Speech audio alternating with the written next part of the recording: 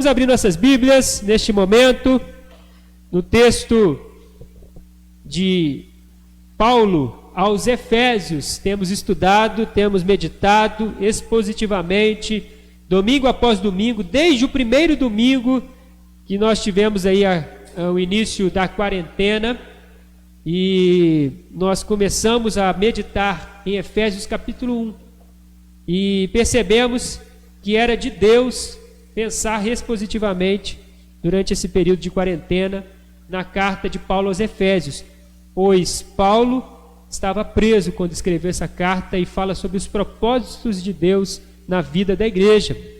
E eu quero te convidar então para a gente iniciar o estudo, a meditação do capítulo 1, do versículo 1 ao 16, e que Deus nos fale ao coração de maneira poderosa na noite desse dia, em nome de Jesus. Efésios 4, versículo 1. Se você tiver sua Bíblia, tablet ou celular, o aplicativo aí da Bíblia, acompanhe comigo essa leitura, pois é muito importante. E permaneça com ela aberta, fique conosco. Depois nós vamos cumprimentar os nossos irmãos que estão participando conosco desse culto, mas agora é hora de meditar na palavra de Deus. Rogo-vos, pois, eu, o prisioneiro do Senhor, que andeis de modo digno da vocação a que fostes chamados, com toda a humildade e mansidão, com longanimidade, suportando-vos uns aos outros em amor, esforçando-vos diligentemente por preservar a unidade do Espírito no vínculo da paz. Há somente um corpo, um Espírito, como também fostes chamados numa só esperança da vossa vocação. Há um só Senhor, uma só fé, um só batismo, um só Deus e Pai de todos, o qual é sobre todos, age por meio de todos e está em todos. E a graça foi concedida a cada um de nós segundo a proporção do dom de Cristo. Por isso diz: quando ele subiu às alturas, levou o cativo o cativeiro e concedeu dons aos homens. Ora, que quer dizer subiu, senão que também havia descido até as regiões inferiores da terra? Aquele que desceu é também o mesmo que subiu acima de todos os céus, para encher todas as coisas, e ele mesmo concedeu uns para apóstolos, outros para profetas, outros para evangelistas, outros para pastores e mestres, com vistas ao aperfeiçoamento dos santos para o desempenho do seu serviço, para a edificação do corpo de Cristo, até que todos cheguemos à unidade da fé e do pleno conhecimento do Filho de Deus, à perfeita varonilidade, à medida da estatura da plenitude de Cristo, para que não mais sejamos como meninos, agitados de um lado para o outro, e levados ao redor por todo vento de doutrina, pela artimanha dos homens e pela astúcia dos que induzem ao erro. Mas, seguindo a verdade em amor, cresçamos em tudo naquele que é a cabeça, Cristo, de quem todo o corpo bem ajustado, consolidado pelo auxílio de toda a junta, segundo a justa cooperação de cada parte, efetua o seu próprio aumento para a edificação de si mesmo em amor, mas crescendo em tudo, crescendo em Cristo. Esta é a temática do sermão de hoje: crescendo em tudo em Cristo. Amém? Que o Senhor nos fale ao coração de maneira poderosa na noite desse dia, em nome de Jesus. Que o Senhor, por meio do seu Espírito Santo, nos capacite e nos dê a sua palavra em nome de Jesus.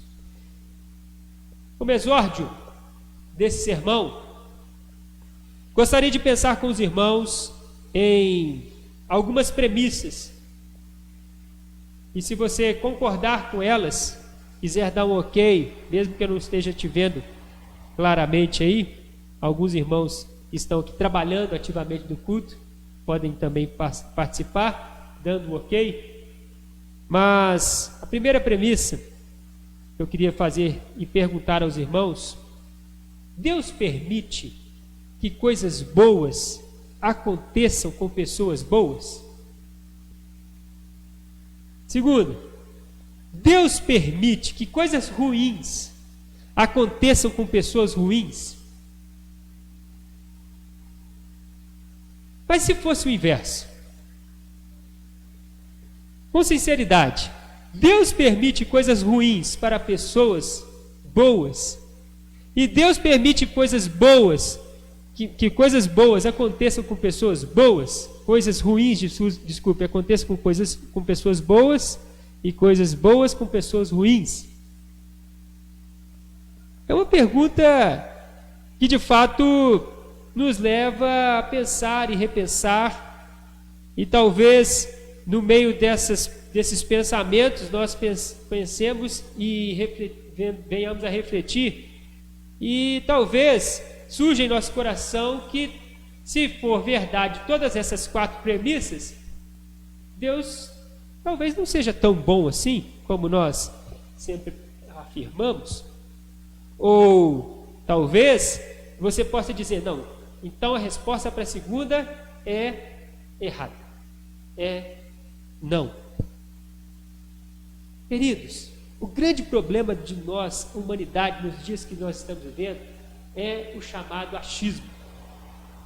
Todos nós estamos nos achando donos da verdade. E essa pandemia, essa guerra que nós estamos vivendo, uma guerra silenciosa, serviu para mostrar que a humanidade, até os cientistas e pesquisadores, estão vivendo dessa maneira. Nós começamos a pandemia, logo no início foi falado assim: não, o remédio ibuprofeno não pode ser utilizado para a pessoa que está com coronavírus. Aí um pesquisador falou isso. Aí passou um tempo, outros pesquisadores disseram: não tem problema nenhum. E desde então nós estamos vivendo essa pandemia, um achando isso, outro achando aquilo, outro achando aquilo outro, e toda a humanidade está meio que perdida nessa situação. E quando a gente vai para Deus, para as coisas espirituais, eu não sei se você já refletiu, esse achismo se torna mais forte ainda. Não há uma pesquisa apurada, não há uma reflexão, cada um tem a sua verdade. E no pós-modernismo que nós estamos vivendo, onde é pregado e ensinado pelos grandes filósofos da nossa atualidade, que as coisas concretas você tem uma verdade suprema, mas as coisas espirituais, as coisas morais, não existe verdade suprema, cada um tem a sua. Mas será? Será que isso está correto? Será que um que pensa que matar é certo e o outro que pensa que matar é errado, os dois estão corretos? Então, meus irmãos, eu quero chamar sua atenção para esse fato, pensando no que o apóstolo Paulo escreve aos Efésios, pois o foco dessa carta é sobre o propósito de Deus para a vida da igreja de Éfeso, para a vida da igreja de hoje, do século 21. E Paulo escreve essa carta preso. E essa prisão trouxe uma tristeza muito grande para o povo de Éfeso, para a igreja cristã que havia em Éfeso. Esses irmãos começaram a ficar questionando essa premissa que eu falei no começo. Eles estavam assim, preocupados: poxa vida, Paulo, o grande apóstolo Paulo, uma pessoa tão boa, presa. Presa por causa do Evangelho. Por que Deus permitiu isso? E Paulo então, ele escreve, como ele escreveu no primeiro versículo: rogo-vos, pois, eu, prisioneiro. Ele faz questão de falar: prisioneiro no Senhor. Prisioneiro em Deus. O que ele estava querendo dizer, meu irmão, com essa frase? Como ele também diz no capítulo 3, em outros textos, e ele vai dizer muito sobre isso, sobre essa questão de ele ter sido prisioneiro em Deus. Ele está dizendo o seguinte, meus irmãos, ele deixa claro que ele estava preso por causa de Deus e pela obra de Deus, pela vontade de Deus, para a glória de Deus. E louvado seja Deus que permitiu essa prisão, pois Paulo era tão agitado, eu penso que ele vivia viajando, pregando o evangelho, anunciando, abrindo igrejas, trazendo a mensagem do Evangelho para lugares nunca antes visitados pelos missionários. Paulo foi um pioneiro e de repente Deus permite uma prisão. E aí Paulo, preso, começa a escrever, inspirado pelo Espírito Santo. E hoje nós temos praticamente a metade do Novo Testamento em nossas mãos, que foram escritas quando Paulo estava preso. Porque Deus assim quis. No capítulo 3, Paulo vai dizer que ele foi preso por causa dos gentios.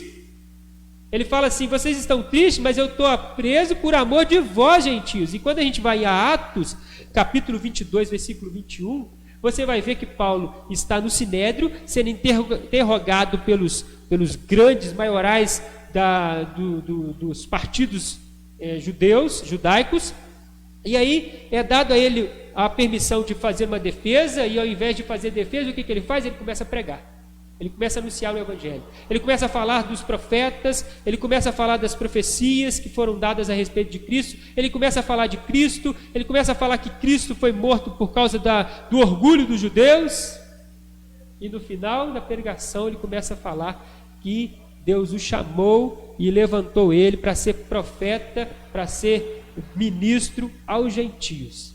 E a Bíblia fala em Atos capítulo 22, 21, que quando ele falou gentios, a ira dos judeus se tornou tão grande que eles prenderam Paulo. E era por isso que ele estava preso, por amor aos gentios.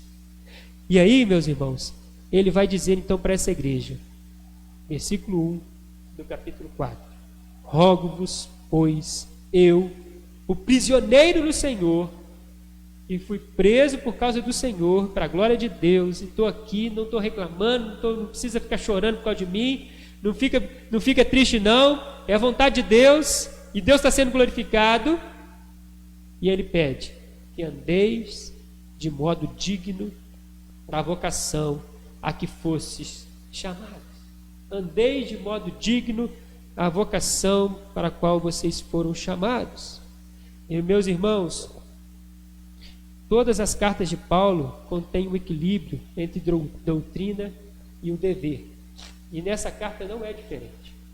Quando você lê capítulo 1, 2 e 3 de Efésios, você vai ver Paulo explicando de maneira bem doutrinária o porquê que os efésios tinham sido salvos, tanto judeus como gentios, e que eles agora eram uma igreja apenas. E a partir agora do versículo do capítulo 4, a segunda metade da carta aos Efésios, Paulo vai dizer sobre o dever destes cristãos que foram alcançados pela graça de Deus em Cristo Jesus, que morreu na cruz por eles. Então, a carta agora se torna uma carta bem prática. O cristianismo, nós não podemos dissociar uma coisa da outra. A ortodoxia não pode ficar afastada da ortopraxia. A doutrina, ela tem que estar aliada à prática dessa doutrina. E o grande problema nosso hoje é que muitas pessoas estão se tornando hábeis na doutrina, mas estão se tornando pessoas ruins, fracas na prática dessa doutrina. E ele diz: eu peço a vocês, eu rogo a vocês. Rogar é algo que vai do fundo do coração, de sinceridade. Ele diz que vocês andem de modo digno da vocação que fosse chamados. Lembre que todos os capítulos de Efésios vai falar sobre propósito. Então Deus tem uma vocação para cada um de nós. Deus tem um propósito para cada um de nós. Deus tem um propósito para as situações que nós temos vivido. Há mesmas adversas, nós vamos perceber isso. E aí, viver de modo digno, meu irmão, é como se a nossa vida fosse colocada numa balança e nós tivéssemos que olhar e perceber o que de fato glorifica a Deus, o que de fato honra a Deus. Pois eu sou um príncipe do Senhor hoje, eu sou uma princesa, as irmãs são princesas do Senhor, vieram e foram chamadas como servas, filhas de Deus, e nós precisamos então viver de modo digno do Rei dos Reis, do nosso Senhor. E aí Paulo então começa a explicar como que é viver de modo digno em algumas ilustrações relacionadas à unidade da igreja. A ideia básica deste capítulo, então, o capítulo 4, é a unidade do cristão, a unidade da igreja de Cristo.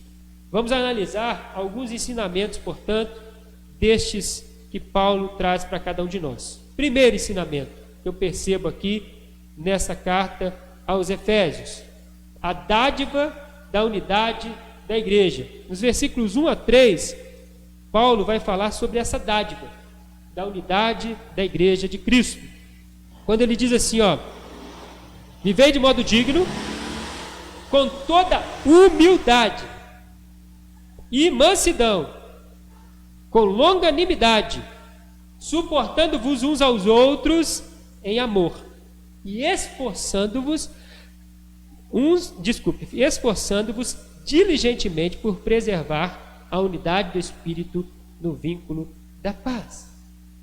Então nós recebemos de Deus a graça de sermos salvos, e agora nós precisamos entender que essa graça nos habilita a amar, a abraçar, a caminharmos juntos. E para isso é preciso o quê? Humildade. E para isso é preciso o quê? Mansidão. E para isso é preciso o quê? Longanimidade.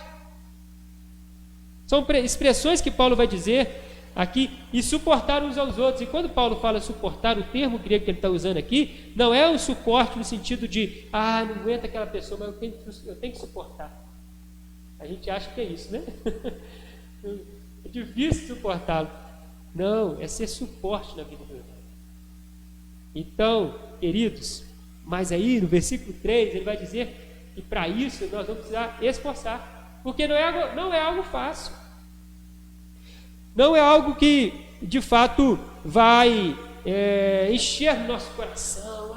Como é bom me esforçar para amar o próximo. Não, é algo que, de fato, vai mexer com o nosso eu, nessa carne, nesse corpo, nessa ideia nossa, desse mundo que nós vivemos hoje, onde cada um pensa em si mesmo e ai do outro. Achei interessante, na nossa escola bíblica dominical dessa manhã, o nosso irmão Wander citou a individualidade do ser humano hoje. E aí ele citou a corrida das pessoas para fazer compra quando a pandemia começou. Na verdade, quando o isolamento social começou. A pandemia já estava acontecendo e foi alcançando os países. Quando alcançou o Brasil e houve aquela primeira semana de isolamento social decretado pelo governo do país, né, pelo governo nosso, e aí as pessoas começaram a ir para os mercados, encherem carrinho, e o item que mais compraram foi papel higiênico. E é interessante, porque foi assim em todos os países. E eu fiz questão, irmãos, de pesquisar por que o povo comprou tanto papel higiênico no início do isolamento social. Falando sério, fiz questão.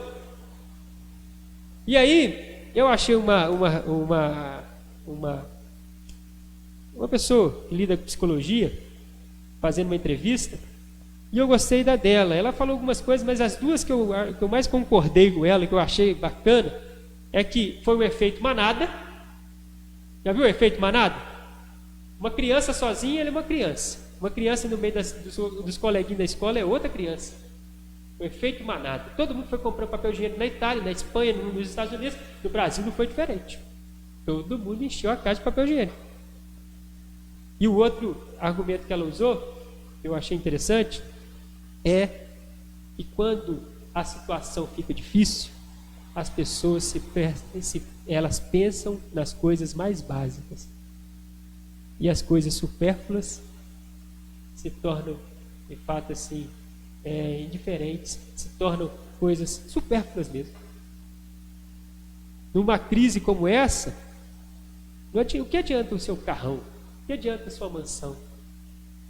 As pessoas pensam nas coisas mais básicas. Só que pensam com egoísmo. Deixa eu comprar, e lá em casa não pode faltar na outra. Mas na minha não pode. Então, nesse primeiro tópico, eu preciso entender, e Paulo trazia essa mensagem para nós. De fato, nós precisamos nos esforçar diligentemente por preservar essa unidade, pois ela é o vínculo da paz. da paz de Deus em nós, que foi derramada em nossos corações, quando Deus olhou para nós e não viu nada que agradasse a Ele, mas mesmo assim Ele veio e morreu por nós e no nosso lugar. Este é o sentimento do cristianismo. Não é pensar somente em si e ver lá uma galeria, ou uma estante, uma gôndola de supermercado acabando, e você fala assim: eu vou pegar o resto. E ai daquele que ficou para trás. Este não é um sentimento cristão. Nós precisamos aprender, meus irmãos. E por que Deus permite as coisas ruins às vezes? Para que possamos aprender. Porque às vezes no tempo bom a gente não aprende. E aí Deus permite. E essa é a temática. Crescendo, o texto vai terminar dizendo isso: crescendo em tudo naquele que é o cabeça, Cristo. Então, com toda a humildade, eu preciso aprender com humildade. A palavra humildade foi cunhada pela fé cristã, sabia disso? A humildade era desprezada pelos romanos, era desprezada pelos gregos, era sinal de fraqueza para eles. Num tempo de Roma, onde a megalopaxia, onde a pixia, que é o pessoal, as pessoas consideravam a humildade a pior fraqueza. O importante era eu me exagerar nos meus prazeres, exceder nos meus prazeres, e aí a humildade ficava de lado. Então Cristo vem e prega algo totalmente contrário a essa humanidade, dizendo o seguinte: eu vim, eu desci da minha glória para servir o meu próximo, para amar o meu próximo. E aí, com mansidão, a pessoa mansa é aquela que é lenta para insistir nos seus direitos, pois ela pensa no outro. Longanimidade, a palavra aqui é paciência com as pessoas, uma paciência longa. E é preciso muita paciência mesmo, meu irmão, e um amor que suporta. Essas são as dádivas que Deus deixou para cada um de nós cristãos. Mas ainda há um segundo ensinamento. Ainda neste primeiro parágrafo aqui, do versículo agora 4 a 6, ele vai falar das bases da unidade. Quais são as bases da unidade?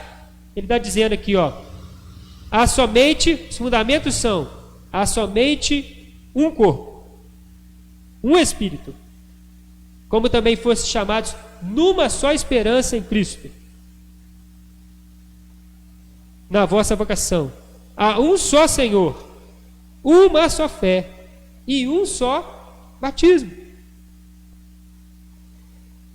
Há um só Deus e Pai de todos, o qual é sobre todos, que age por meio de todos e está em todos. Um. É isso que Paulo traz essa ideia para nós. Muitas pessoas hoje se esforçam para unir as religiões e trazer essa unidade nas religiões. Paulo não está falando sobre isso não, tá, meus irmãos? Abra um parêntese aqui, porque quando a gente fala de unidade, nós não estamos falando, unidade não é a mesma coisa de uniformidade. Uniformidade é o mesmo uniforme exterior. Unidade é algo que vem de dentro para fora. Então, quando a gente fala de uniformidade, a gente pode pensar assim: não, a nossa igreja é cristã, então todo mundo tem que vestir essa roupa, todo mundo tem que andar desse jeito. Não, isso é uniformidade, não tem nada a ver com o cristianismo. O cristianismo, meus irmãos, é a humanidade em Cristo, em Deus, o único Senhor.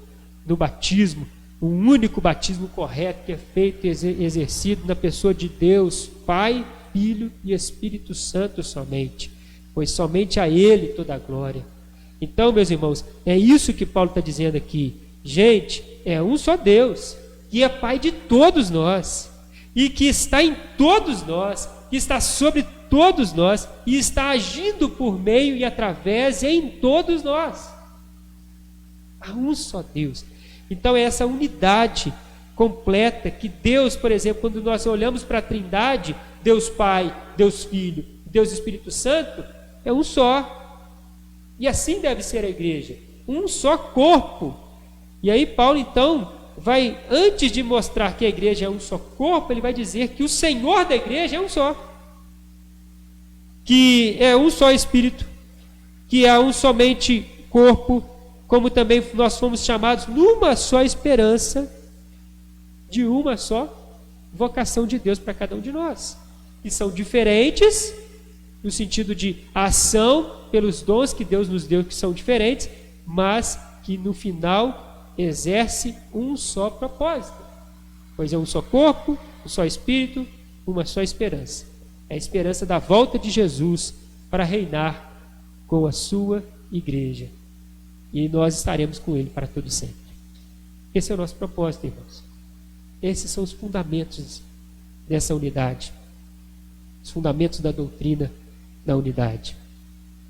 A partir daí, trazendo para o lado agora mais prático ainda, quando ele já disse para nós nos esforçarmos, ele vai dizer agora a partir do versículo 7, e eu chamo a sua atenção para esse verso, quando ele diz assim, ó: e a graça foi concedida a cada um de nós segundo a proporção do dom de Cristo. Terceiro tópico, então, deste trecho da carta aos Efésios, capítulo 4, fala sobre os dons da unidade. Os dons da unidade. É uma variedade no meio dessa unidade. E isso que mostra a beleza do cristianismo.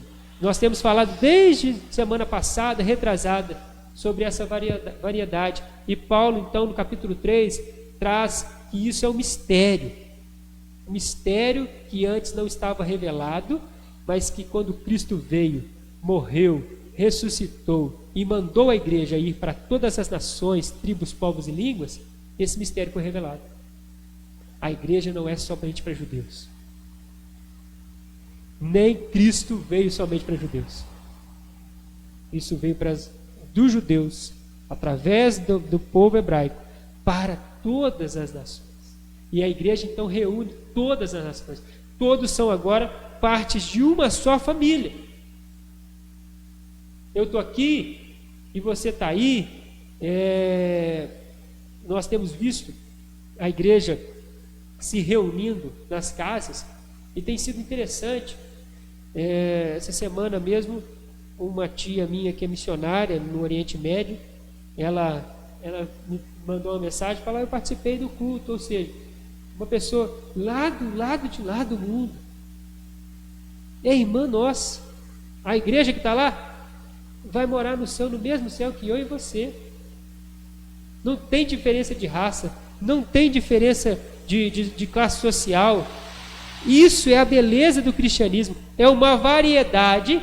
E aí Paulo vai usar o exemplo do corpo. Olha que interessante.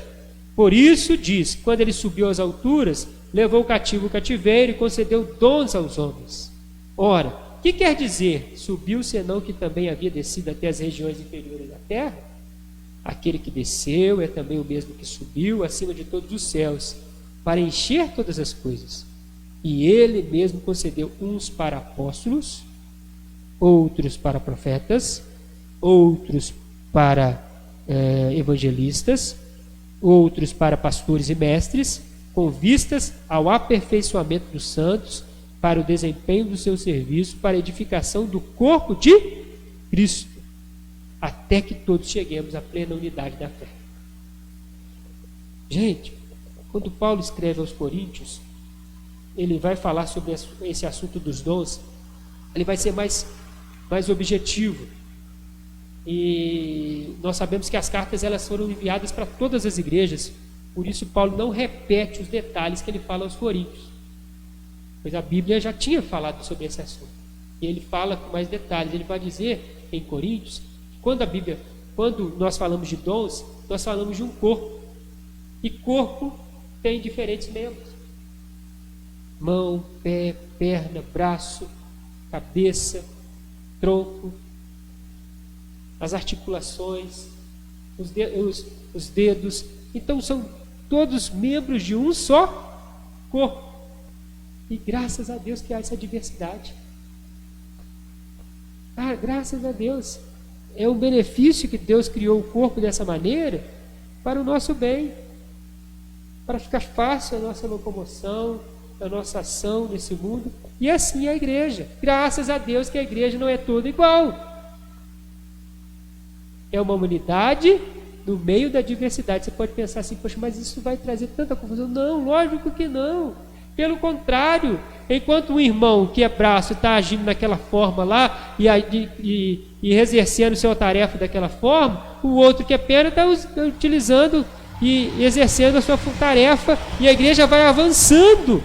A grande dificuldade que a igreja tem nos dias de hoje é pensarmos num só reino, num só Senhor, num só propósito. Se Deus deu os dons para cada um de nós, diferentes uns dos outros, é para que cada um com seu dom exerça a sua função. E aí ele vai dizer no final: com vistas ao aperfeiçoamento dos santos, para o desempenho do serviço de Deus, para a edificação, para a construção dessa igreja, para o crescimento dessa igreja. Então, meus irmãos, o quarto e último tópico desse texto é justamente para qual motivo que ele deixou essa igreja dessa maneira? Para o crescimento, para o amadurecimento, para o avanço do reino de Deus neste mundo. Por isso ele concedeu dons para cada um de nós. Aqui em Efésios ele vai dizer os dons mais da liderança, pastores, evangelistas, mestres. E em Coríntios ele vai dizer mais dons específicos para toda a igreja, quando ele fala dom de intercessão, dom de curas, dons de serviço, dons de ofertas, e por aí vai. E aí então, terminando o nosso último tópico, Cristo vai nos mostrar que os dons de Cristo são e têm um objetivo comum e claro: aperfeiçoamento dos santos, para que a igreja seja aperfeiçoada. Segundo, para o desempenho do serviço de Deus, para que o serviço de Deus tenha um bom desempenho, um desempenho extraordinário. E terceiro, para a edificação do corpo de Cristo, a construção de um grande edifício e o crescimento deste reino em toda a terra. Louvado seja Deus. A finalidade da igreja, da edificação da igreja é essa. E essas são as evidências do crescimento espiritual da igreja. Se uma igreja está sendo aperfeiçoada, se uma igreja está tendo um bom desempenho, se uma igreja tem sido edificada na palavra de Deus, ela tem desempenhado bem o seu papel nesse mundo. E aí, o texto termina dizendo, notem comigo: para que até que todos cheguemos à unidade da fé, do pleno conhecimento do Filho de Deus, à perfeita varonilidade e à medida da estatura da plenitude, sejamos plenos do conhecimento de Cristo. Para que não mais sejamos como meninos, agitados de um lado para o outro, e levados ao redor por todo o vento de doutrina. Não. Para que, segundo a verdade, em amor, segundo a verdade de Deus, em amor, cresçamos em tudo naquele que é o cabeça, é Cristo, de quem todo o corpo, bem ajustado e consolidado pelo auxílio de toda a junta, segundo a justa cooperação de cada parte, de acordo com o seu dom, sendo um só, efetue o seu próprio aumento para a edificação de si mesmo, em amor. Sabe o que o texto termina dizendo? No final de tudo, quem cresce, quem amadurece, somos eu e você. Quando eu entendo que eu não estou sozinho. E quando a gente entende isso, meu irmão, nós entendemos o propósito de Deus para todos nós. Ninguém vive nesse mundo sozinho. Você fez muita coisa no dia de hoje, você comeu uma comida que foi plantada por alguém. Você acendeu uma luz que foi trabalhada por alguém. Você exerceu outras funções durante esse dia, tudo um pelo outro. E nós precisamos entender isso. A igreja precisa entender isso. Então, meus irmãos, por que Deus permite, por vezes, os tempos de prisão? Eu, prisioneiro do Senhor, estou aqui crescendo em Deus, para a glória de Deus. Temos aqui a visão de Paulo para a igreja. A nova sociedade de Deus deve demonstrar amor, unidade, diversidade e maturidade em Cristo, decentes. Deus é aquele, meus irmãos, Deus é aquele que chama uma pessoa para o reino de Deus e chama uma pessoa para o ministério, como chamou Jonas. Lembra de Jonas? Jonas foi chamado, meus irmãos. Você vai ser profeta em Nínive. Nínive? Havia uma rivalidade tão grande. Os ninivitas eram descendentes do filho de Cã, de Noé. E desde aquela época cresceu uma grande rivalidade. E Deus fala com ele: Jonas, você vai lá pregar os ninivitas. Jonas se apronta, desce para o porto, onde ele deveria pegar um barco para Nínive, e vai para a região contrária de Nínive. Sabe o que esse Deus faz? Deus levanta uma tempestade, Deus muda a força do vento, Deus muda a direção do vento, Deus traz uma tempestade. O barco que Jonas estava começa a afundar, até que Jonas fala assim: pode me jogar no mar, porque o problema aqui sou eu estou desobedecendo a Deus, e Deus sabe disso. Deus prepara um grande peixe. Deus prepara aquele momento no grande peixe, 3 dias,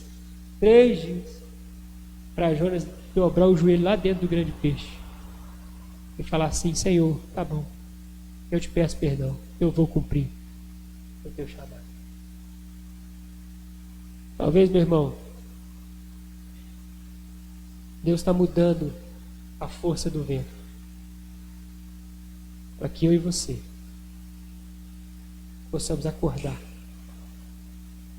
para o chamado, para o propósito que Ele tem para cada um de nós. Paulo entendeu isso claramente. E ele nunca reclamou. Preso, quando ele estava preso, ele estava servindo a Deus, pregando e escrevendo cartas. Paulo não reclamava das lutas do dia a dia. Paulo agradecia e servia a Deus, crescendo em Deus cada vez mais. Senhor, nosso Deus e nosso Pai, em nome de Jesus, quero te agradecer, Senhor, por esse tempo de meditação na tua palavra que o Senhor separou para cada um de nós. Sabemos, ó Deus, que o Brasil e o mundo têm visto um vento um pouco mais forte. E o que nós queremos nesse dia é compreender, é tentar entender. E para isso nós pedimos o auxílio do Teu Santo e Divino Espírito Santo para nos conceder essa graça de compreensão da vontade do Senhor, do chamado do Senhor para cada um de nós. Pois o Senhor nos diz, nos deixa claro que o Senhor já nos deu dons.